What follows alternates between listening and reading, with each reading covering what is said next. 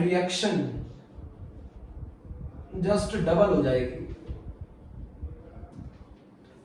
ये बताया था। तो टेम्परेचर कोफिशिएंट ही वो पैरामीटर है जो हमें ये बताता है कि 10 डिग्री सेंटीग्रेड टेम्परेचर बढ़ाने पे rate of reaction just double हो जाती है। हम जानते टॉपिक क्या पढ़ रहे हैं, हम टॉपिक पढ़ रहे हैं कि टेम्परेचर का क्या इफेक्ट है रेट ऑफ रिएक्शन के ऊपर।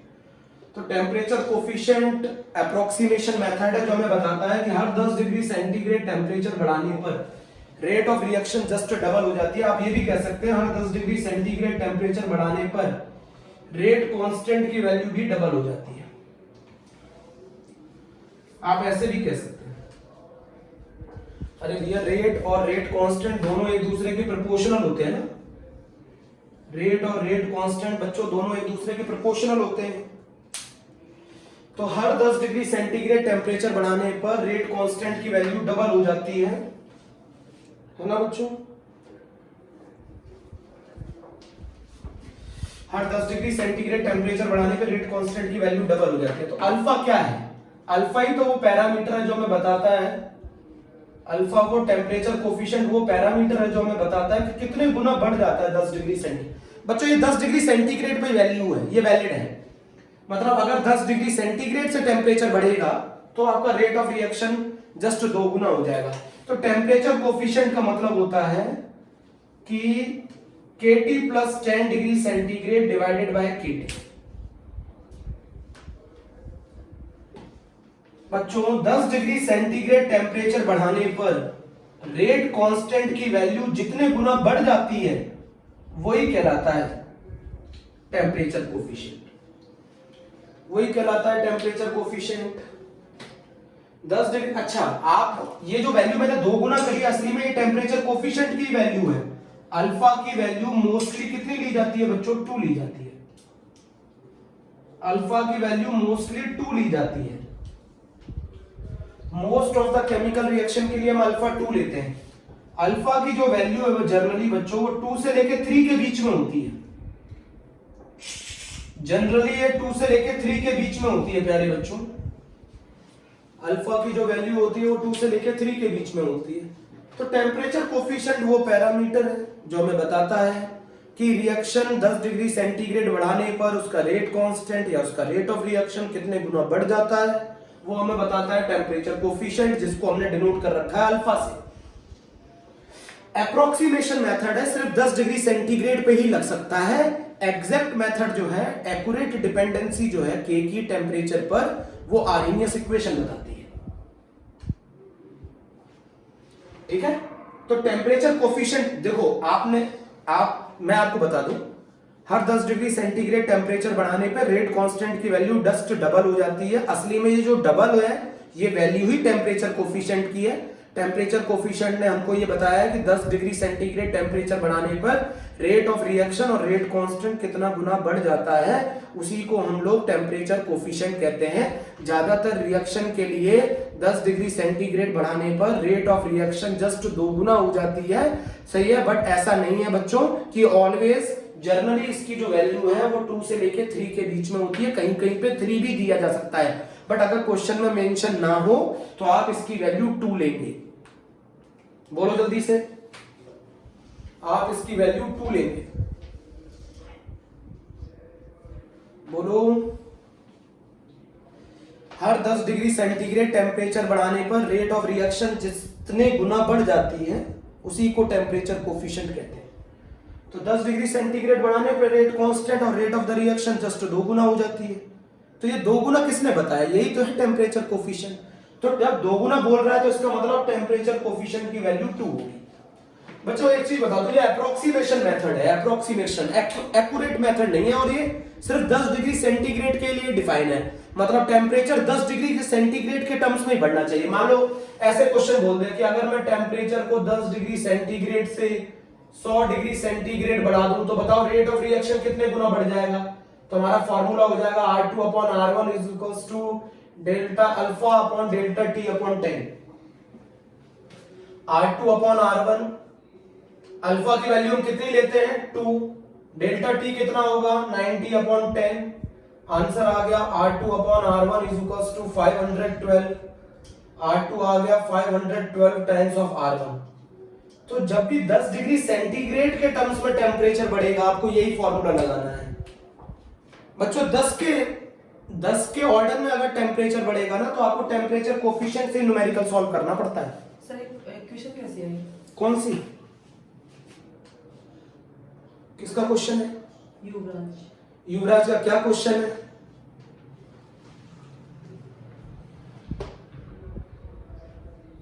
सर ये इक्वेशन कैसी आई? कौन सी इक्वेशन कैसी आई?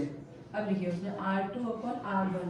ए भगवान, ये जो रेट है R2/R1 कैसे आया?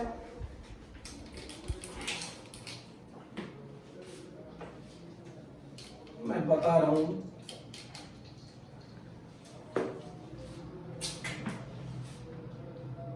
Rate is equals to K concentration की पावर n।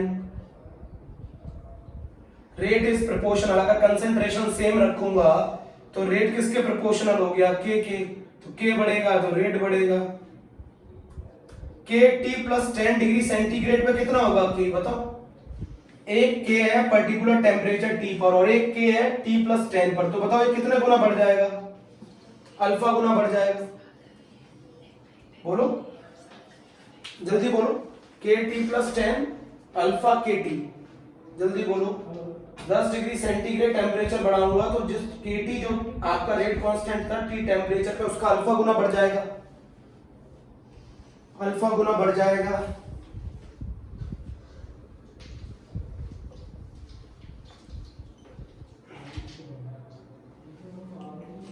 अल्फा गुना बढ़ जाएगा। अंदर सुनो मेरी बात, इधर बहुत ध्यान से सुनना।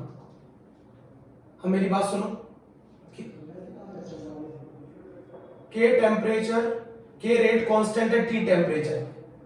मैंने 10 डिग्री सेंटीग्रेड बढ़ा दिया, बताओ कितना बढ़ेगा? अल्फा के। फिर मैंने 10 डिग्री सेंटीग्रेड बढ़ा दिया, कितना बढ़ेगा? अल्फा स्क्वायर के। फिर मैंने 10 डिग्री सेंटीग्रेड बढ़ा दिया, कितना बढ़ेगा? अल्फा क्यूब के। तो अगर मैं टेम्परेचर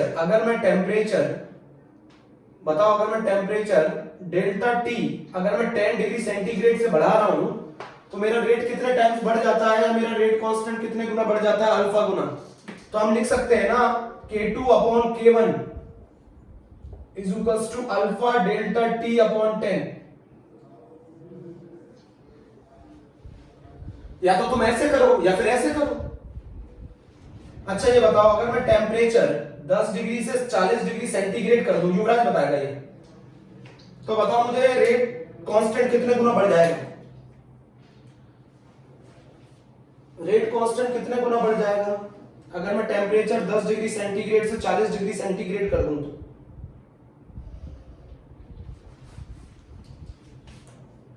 8। तुम ऐसे करो युवराज, ये ऐसे आया है फॉर्मूला। 10 डिग्री सेंटीग्रेड पे अगर K है, 10 डिग्री सेंटीग्रेड बढ़ाने पर ये क्या हो जाएगा बोलो? अल्फा के और अल्फा की वैल्यू हम 2 ले रहे हैं तो ये कितना हो जाएगा? 2K। फिर 10 डिग्री सेंटीग्रेड बढ़ा दो, अब ये क्या हो जाएगा? अल्फा स्क्वायर के। अल्फा की वैल्यू 2 ली है तो ये कितना हो जाएगा? 4K। फिर से 10 डिग्री सेंटीग्रेड बढ़ा दो, सही है? कितना हो जाएगा? अल्फा क्यूब के। और ये कितना गुना हो जाएगा? 8K। तो मैंने क्या बोला था? 10 डिग्री सेंटीग्रेड पे K है तो 40 डिग्री सेंटीग्रेड पे कितना आएगा? 8K। तो इस ऐसे करें या फिर ऐसे करूं बताओ? K2/K1 इज इक्वल्स टू 2 की पावर 30/10। बोलो तो K2 बराबर आ गया 8K1। जरा बताओ किस मेथड से पसंद आया तुम्हें करना? किस मेथड से पसंद आया है? Second K2/K1। नहीं, तुम्हें इक्वेशन अभी समझ में नहीं आई थी ना, वो बताओ मुझे पहले। इक्वेशन समझ में आ गई है कि नहीं आ गई?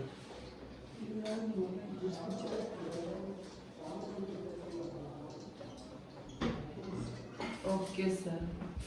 नहीं आया कुछ।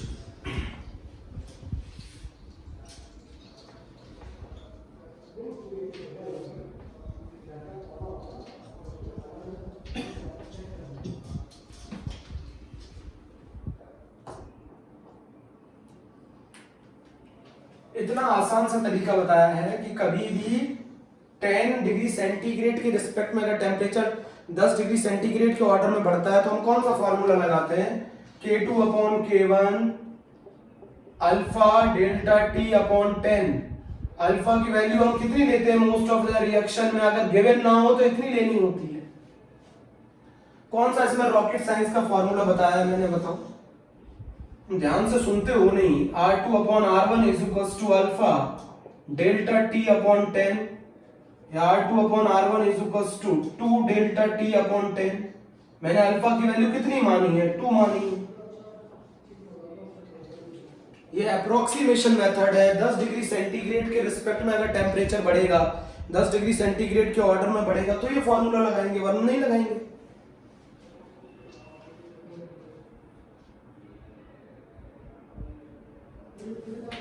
ऐसा नहीं है कि अल्फा की वैल्यू ऑलवेज 2 ली जाती है। अल्फा की जनरली वैल्यू जो होती है वो 2 से लेके 3 के बीच में होती है जनरली, और अल्फा की वैल्यू हम लोग जो लेते हैं मोस्टली केसेस में वो 2 लेते हैं। अल्फा की वैल्यू मोस्टली केसेस में हम 2 लेते हैं। बोलो बच्चों, अल्फा की वैल्यू हम मोस्टली केसेस में 2 लेते हैं। अगर क्वेश्चन में कभी भी गिवन ना करे ना अल्फा की वैल्यू कितनी लेनी है तो आपको 2 लेना है।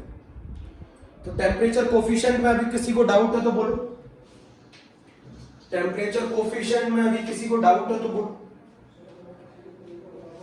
बच्चों।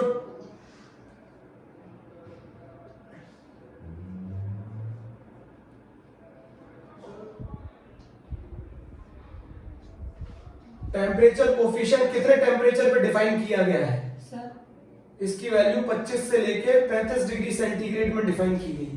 सर डेल्टा T अपॉन 10 कैसे आएगा, युवराज पूछ रहा है। अरे यार ये चेंज इन टेम्परेचर है भैया। तुम युवराज ऐसे करो, तुम्हें फॉर्मूला ही नहीं समझ में आ रहा है कि अगर मैं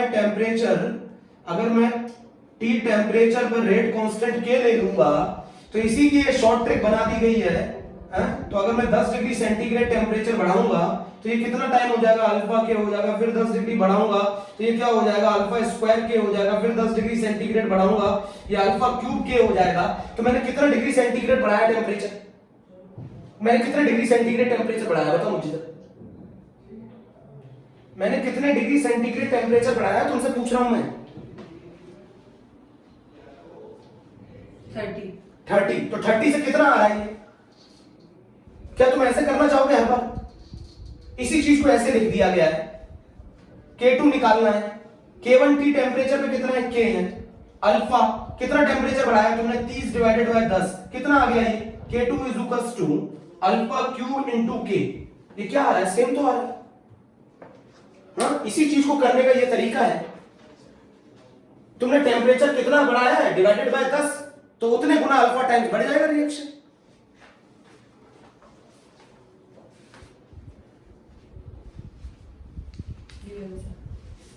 कुछ क्लियर नहीं है। इसी चीज को इस इतने लॉन्ग कट से ना करके इस चीज को ऐसे शॉर्टकट में कर दिया गया है। ये बताता है चेंज इन टेम्परेचर, ये बताता है चेंज इन टेम्परेचर। उसी चीज को शॉर्ट ट्रिक से कर दिया गया है। ये है वो तरीका। पूछ रहे ये कैसे आया, बार बार ये कैसे आया।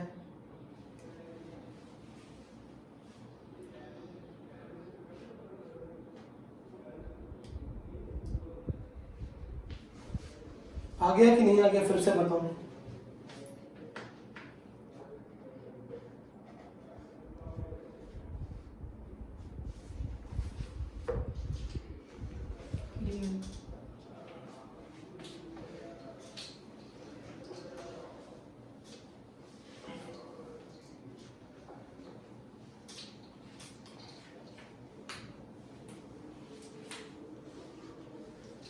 टेम्परेचर कोफिशिएंट को अगर डिफाइन करना है ना तो 25 से 35 के बीच में डिफाइन किया गया बच्चों। अल्फा की जो वैल्यू निकाली गई है वो कितने पे निकाली गई है, 35 और 25 की रेंज में निकाली गई है। 308 डिवाइडेड बाय K 298। अल्फा की ये जो वैल्यू निकाली गई है ये हर जगह वैलिड है। जो वैल्यू अल्फा की निकाली गई है वो K 308 डिवाइडेड बाय के 298, 25 से 35 की रेंज में निकाला गया है। ये वो अल्फा की जो वैल्यू होती है जो हायर टेम्परेचर पे और लोअर टेम्परेचर पे सब जगह वैलिड है। आप जो अल्फा 2 लेते हो वो किस रेंज पर निकाला गया है? इस रेंज पे निकाला गया है। और ये रेंज का अल्फा हर जगह वैलिड है, माना जाता है इस रेंज का अल्फा हर जगह वैलिड है। एक छोटा सा पोर्शन है, देखो इधर सुनाऊं। मेरे सर कहते थे टेम्परेचर बढ़ाने पर, अब मैं मेरे बैच के बच्चे सुन रहे हैं, टेम्परेचर 10 डिग्री सेंटीग्रेड बढ़ाने पर रेट डबल हो जाता है। तो हमने अपने सर से पूछा सर कैसे होता है, तो उन्होंने बोला जो ये चीज बताता है वो टेम्परेचर कोफिशिएंट होता है। जिसने हमें बताया है ये जस्ट डबल हो जाता है, ये टेम्परेचर कोफिशिएंट होता है, उसकी वैल्यू होती है ये 2। मेरे सर ने सिर्फ इतना पढ़ाया था, आपको 1 घंटे से पढ़ा रहा हूं, समझ में नहीं आ रही। मेरे सर ने बताया था टेम्परेचर बढ़ाने पर 10 डिग्री सेंटीग्रेड टेम्परेचर बढ़ाने पर रेट की वैल्यू जस्ट डबल हो जाती है। ये चीज मुझे टेम्परेचर कोफिशिएंट ने समझाई थी, और टेम्परेचर कोफिशिएंट की वैल्यू हम जनरली 2 लेते हैं। तो मैं सारी चीजें बताइए आया कैसे, उसके बावजूद समझ में नहीं आ रहा। हर 10 डिग्री सेंटीग्रेड टेम्परेचर बढ़ाने पर रेट की वैल्यू जस्ट डबल हो जाती है। टेम्परेचर कोफिशिएंट ने हमें बताया था कि कितना गुना बढ़ जाता है। और उसके बाद उन्होंने फॉर्मूला बताया कि मान लो अगर तुम टेम्परेचर है ना 10 डिग्री सेंटीग्रेड के रिस्पेक्ट में बढ़ाते हो तो तुम्हें कैसे मालूम चलेगा कि कितना रेट बढ़ा है, कितना रेट कांस्टेंट बढ़ा है। उन्होंने ये 2 फॉर्मूले दिखा दिए।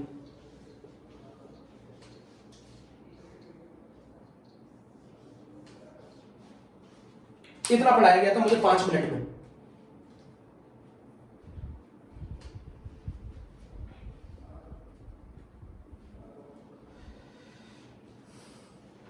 जल्दी बताओ।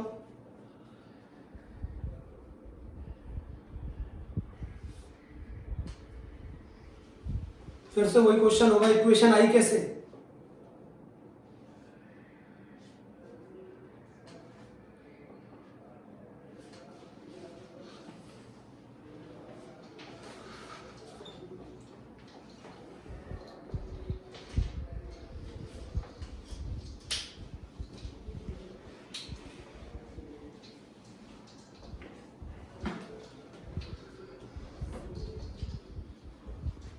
और किसी का क्वेश्चन? और किसी का क्वेश्चन?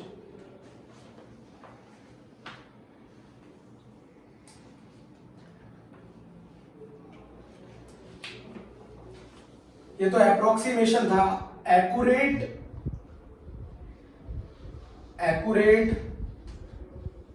डिपेंडेंसी ऑफ के ऑन टेम्परेचर, ये किसने बताया सर? आर्हीनियस ने। ये है वो मेथड। आर्हीनियस इक्वेशन ने हमें एक्यूरेट डिपेंडेंसी ऑफ के ऑन टेम्परेचर बताया था। अगर 10 डिग्री सेंटीग्रेड के रिस्पेक्ट में टेम्परेचर बढ़ेगा तो वो हमें टेम्परेचर कोफिशिएंट बताएगा कि कितने गुना बढ़ गया है। और अगर इसके अलावा कभी भी कोई भी वेरिएशन आपको टेम्परेचर में देखना है कि टेम्परेचर का रेट कांस्टेंट के ऊपर क्या फर्क है, तो आप किससे देखेंगे? आर्हीनियस इक्वेशन से। बच्चों ये आर्हीनियस इक्वेशन होती है K बराबर A minus EA by RT। पहली कुछ चीजें सीख लो फिर बताना। K का मतलब है रेट कांस्टेंट,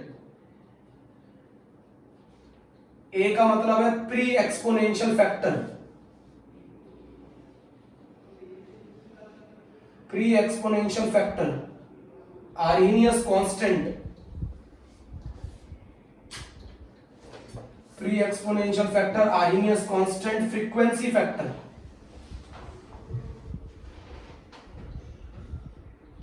या फिर आप इसको ओरिएंटेड कोलिजन भी कह सकते हैं।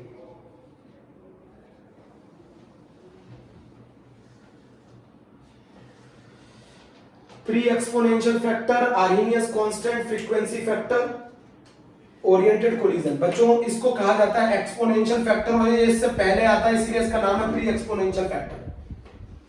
बच्चों ये तो यूनिट लेस है, ये तो यूनिट लेस है, तो k की वैल्यू ऑलवेज k की यूनिट a के बराबर होगी। The unit of k is equal to a, जो यूनिट है a की is always equal to k।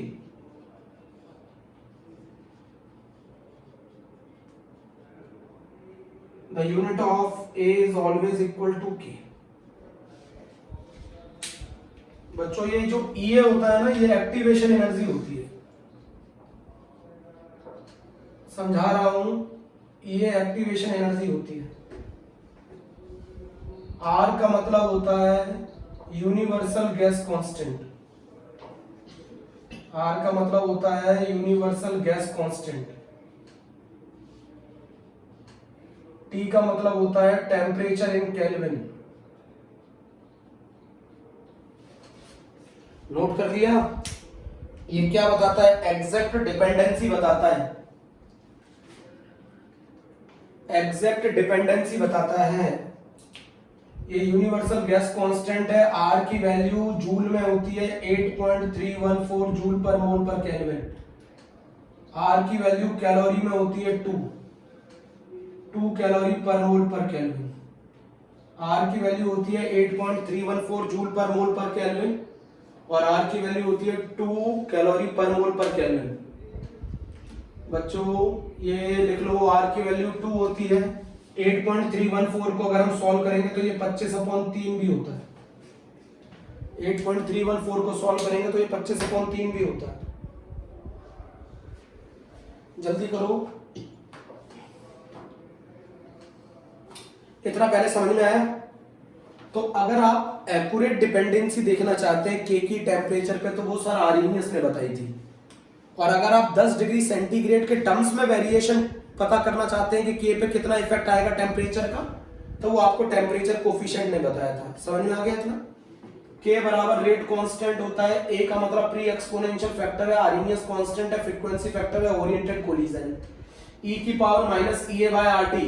E A का मतलब एक्टिवेशन एनर्जी है, टी का मतलब टेम्परेचर इन केल्विन है, आर का मतलब यूनिवर्सल गैस कांस्टेंट है, ई की power minus E A by R T unit less term है। आर की वैल्यू जूल में 8.314 joule per mole per kelvin लेंगे और आर की वैल्यू अगर कैलोरी में ली जाएगी तो 2 ली जाएगी। चेक करो।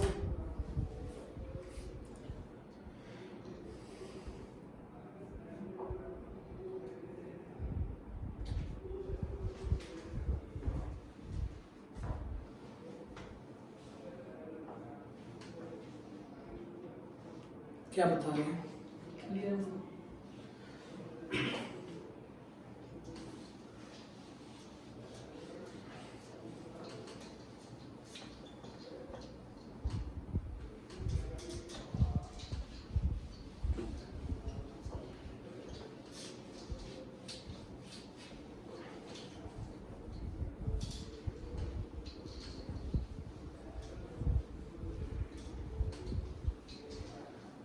अच्छा बच्चों, मैं एक चीज आपको आज समझाने जा रहा हूं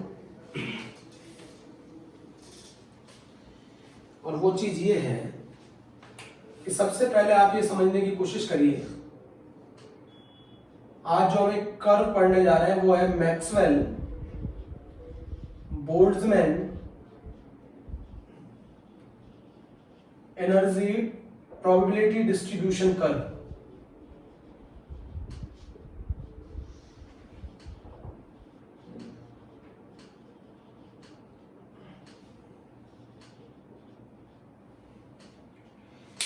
बच्चों बात यह है कि जो कोलिजन इफेक्टिव होते हैं ना, इफेक्टिव कोलिजन ही हमको प्रोडक्ट देते हैं। बच्चों मेरी एफिशिएंसी कौन से बच्चे डिफाइन करेंगे? वो बच्चे डिफाइन करेंगे जो एग्जाम में पास होंगे, ना कि वो बच्चे डिफाइन करेंगे कि कितने बच्चे पढ़े थे, कितने बच्चों ने पढ़ाई करी थी। ये मेरी एफिशिएंसी डिफाइन नहीं करेंगे, मेरी एफिशिएंसी वो डिफाइन करेंगे जो एग्जाम में पास होंगे। उसी तरीके से किसी भी रिएक्शन के प्रोडक्ट को कौन डिफाइन करता है? Effective collision. जो कोलिजन इफेक्टिव नहीं होंगे वो प्रोडक्ट में कन्वर्ट नहीं होंगे। इनइफेक्टिव कोलिजन आपको प्रोडक्ट नहीं देते, इनइफेक्टिव कोलिजन आपको प्रोडक्ट नहीं देते।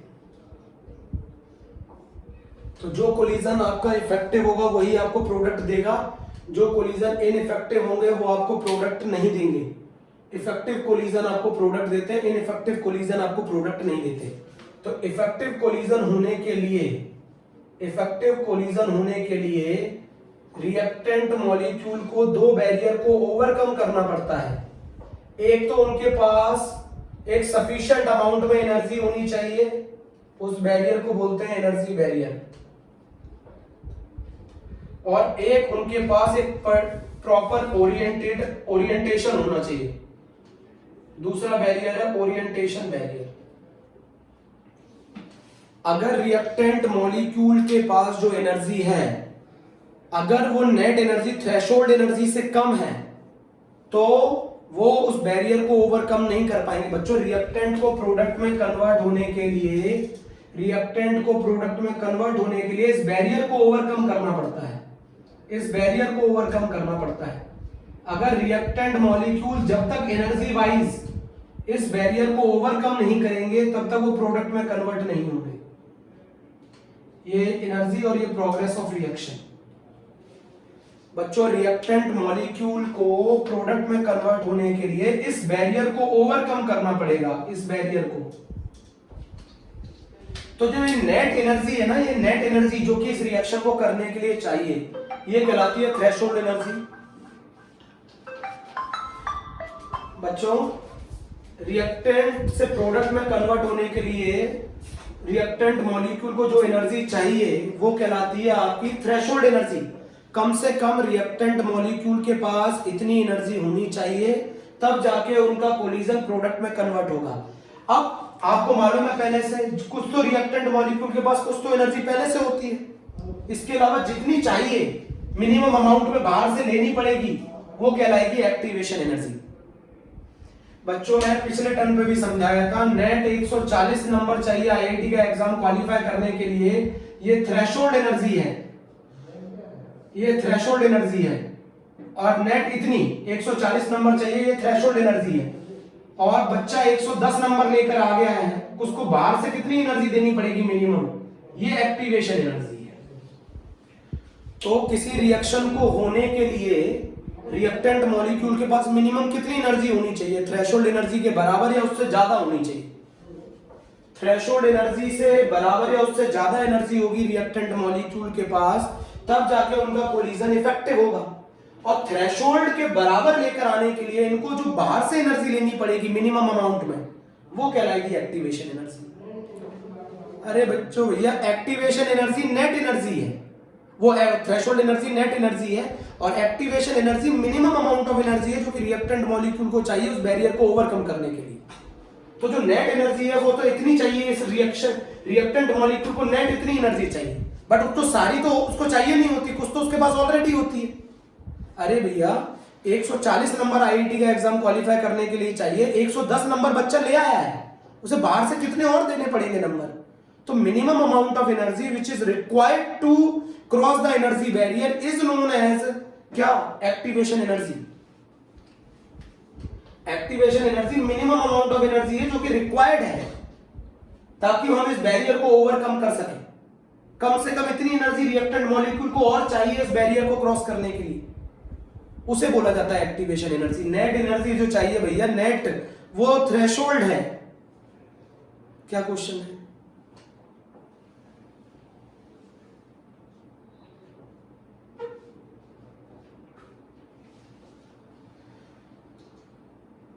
इफेक्टिव कोलिजन होने के लिए दो बैरियर ओवरकम करने पड़ते हैं, one is energy barrier and other is orientation barrier. Energy barrier मतलब रिएक्टेंट मॉलिक्यूल जब कोलाइड करेंगे तो उनके पास जो नेट एनर्जी होनी चाहिए वो पर्टिकुलर एनर्जी के बराबर या उससे ज्यादा होनी चाहिए, और वो एनर्जी होती है थ्रेशोल्ड एनर्जी।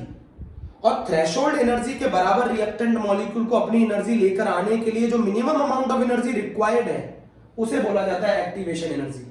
तो अगर आप रिएक्टेंट मॉलिक्यूल को एक्टिवेशन एनर्जी दे दोगे तो वो एक्टिवेट हो जाएंगे, वो ट्रांजिशन स्टेट फॉर्म करने लग जाएंगे, उसके बाद वो कन्वर्ट हो जाएंगे प्रोडक्ट में। तो जो नेट एनर्जी है वो है थ्रेशोल्ड, जो मिनिमम आउटसाइड से रिक्वायर्ड है मिनिमम अमाउंट ऑफ एनर्जी, वो कहलाती है एक्टिवेशन। अगर रिएक्टेंट मॉलिक्यूल के पास एक्टिवेशन एनर्जी से ज्यादा एनर्जी उनको दे दी गई तो उनके कोलिजन इफेक्टिव हो जाएंगे एनर्जी वाइज। बात बोलो, क्या बोल रहे हैं?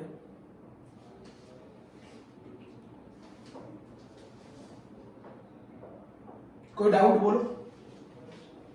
तो अगर आपको रिएक्टेंट मॉलिक्यूल का कोलिजन इफेक्टिव करना है, रिएक्टेंट मॉलिक्यूल का कोलिजन इफेक्टिव करना है एनर्जी वाइज, तो रिएक्टेंट मॉलिक्यूल को जो एनर्जी दी जाएगी बाहर से ताकि उनकी एनर्जी एक पर्टिकुलर एनर्जी बैरियर को ओवरकम कर सके, तो जितनी extra amount minimum amount reactant को चाहिए वो कहलाता है activation energy to overcome the energy barrier.